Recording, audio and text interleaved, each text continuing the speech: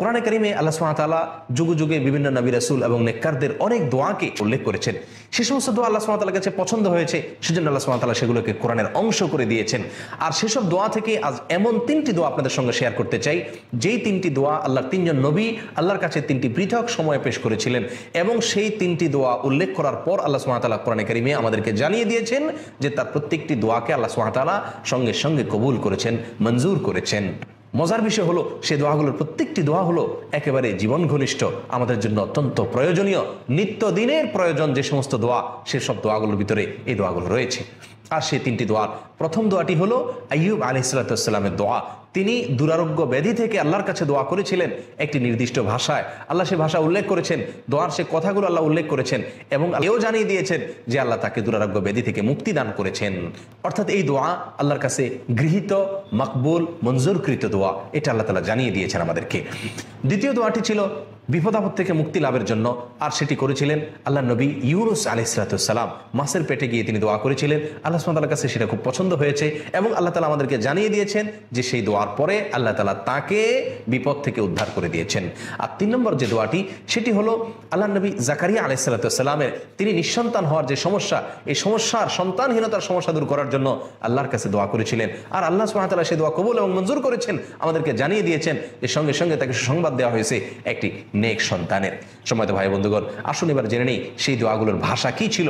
আইয়ুব আলাইহিস সালামের দোয়া প্রসঙ্গে আল্লাহ সুবহানাহু ওয়া তাআলা সূরা আম্বিয়ার 83 নম্বর আয়াতে উল্লেখ করেছেন, ওয়া আইয়ুব ইয নাদা রাব্বাহু আন্নী মাসসানিয়াদ দুর ওয়া আনতা আরহামুর রাহিমিন। তোমরা স্মরণ করো আইয়ুবের সেই দোয়াকে, যখন আইয়ুব দোয়া করেছিল আমার কাছে। আল্লাহ বলেন কি দোয়া করেছিল? আন্নী মাসসানিয়াদ দুর ওয়া আনতা আরহামুর রাহিমিন, হে আমার রব, আমাকে অসুস্থতায় পেয়ে বসেছে, আমি অসুস্থ, দুরারোগ্য ব্যাধিতে আমাকে পেয়ে বসেছে, আর আপনি সবচাইতে বড় দয়াশীল, আপনার চাইতে দয়াশীল আর কেউ নাই। এই ভাষায় দোয়া করার পরে আল্লাহ সুবহানাহু ওয়া তাআলা বলেন, ফাস্তাজাবনা লাহু ওয়া কাশাফনা মা বিহি মিন দুর, তার এই দোয়া আমি কবুল করেছি এবং তার যে অসুস্থতা ছিল সেটা আমি দূর করে দিয়েছি। সম্মানিত ভাই বন্ধুগণ, এখান থেকে জানা গেল আইয়ুব আলাইহিস সালামের দোয়া দুরারোগ্য ব্যাধি থেকে রক্ষার জন্য পরীক্ষিত, গৃহীত, মঞ্জুরকৃত দোয়া। অতএব এটা আমরা দুরারোগ্য ব্যাধি থেকে বাঁচার জন্য এই দোয়া পড়তে পারি। আবারও বলছি দোয়াটি, রব্বি আন্নী মাসসানিয়াদ দুর ওয়া আনতা আরহামুর রাহিমিন, হে রব, আমাকে অসুস্থতা পেয়ে বসেছে, আর সকল দয়াশীলদের মধ্যে আপনি সবচেয়ে বড় দয়াশীল। দ্বিতীয় দোয়াটি ছিল বিপদ আপদ থেকে রক্ষার জন্য, যেটি করেছিলেন আল্লাহ নবী ইউনুস আলাইহিস সালাম। আল্লাহ সুবহানাহু ওয়া তাআলা সেই বিষয়ে সূরা আম্বিয়ার 88 নম্বর আয়াতে ইরশাদ করেন, ওয়ানাদা ফিয যুলুমাতি আল্লা ইলাহা ইল্লা আনত সুবহানাকা ইন্নী কুনতু মিনাজ জালিমিন। ইউনুস আলাইহিস সালাম সমুদ্রে নিক্ষেপিত হয়েছেন এবং মাছের পেটে চলে গিয়েছিলেন। সেখানে গিয়ে তিনি আল্লাহকে ডাকলেন, অন্ধকারে আল্লাহকে ডেকে বললেন, লা ইলাহা ইল্লা আন্ত, আল্লাহ আপনি ছাড়া কোনো মাবুদ নাই, আমি তাওহীদের উপরে অটল, অবিচল এবং প্রতিষ্ঠিত আছি।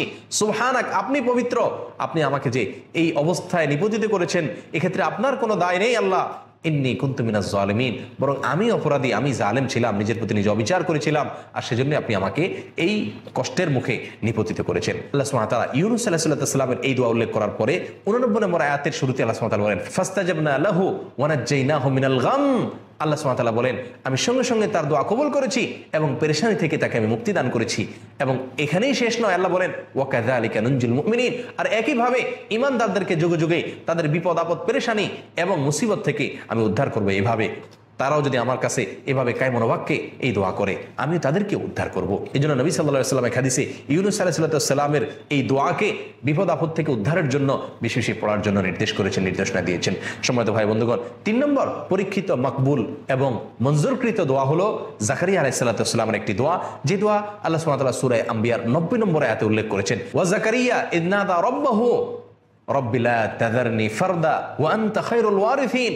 জাকারিয়া আলাইহিস সালাম যখন আহ্বান করেছিলেন, ডেকেছিলেন আর তার রবকে, ডেকে বলেছিলেন, রব্বি লা তাযারনি ফারদা, হে আমার রব, আপনি আমাকে একা একা ফেলে রাখবেন না, আল্লাহ আপনি আমাকে একা একা ফেলে দিবেন না, আল্লাহ আমাকে নিঃসন্তান রাখবেন না, ওয়া আনতা খায়রুল ওয়ারিসিন, আর আপনি হলেন উত্তম ওয়ারিস।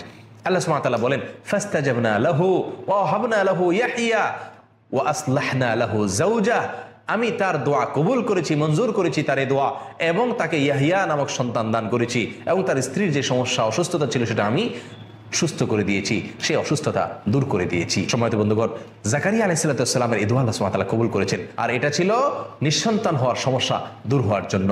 একই সমস্যার জন্য আরেকটি দোয়াও করেছিলেন, যেটি সূরা আলে ইমরানের 39 নম্বর আয়াতে উল্লেখিত হয়েছে। সেই দোয়াও আল্লাহ সুবহানাহু ওয়া তাআলার কাছে খুব পছন্দ হয়েছে। আল্লাহ সুবহানাহু ওয়া তাআলা সেই দোয়া কোরআনের অংশ করে দিয়েছেন, এবং সেই দোয়ার পরপরও আল্লাহ সুবহানাহু ওয়া তাআলার পক্ষ থেকে কবুল এবং মঞ্জুর হওয়ার সুসংবাদ এসেছিল। আর সেই দোয়াটির ভাষা ছিল রব্বি হাবলি মিন লাদুনকা যুররিয়াতান তাইয়্যিবা ইন্নাকা সামিউদ দুআ। হে আল্লাহ, পবিত্র সন্তান আপনি আমাকে দান করুন। ইন্নাকা সামিউদ দুআ, নিশ্চয়ই আপনি দোয়া শ্রবণকারী।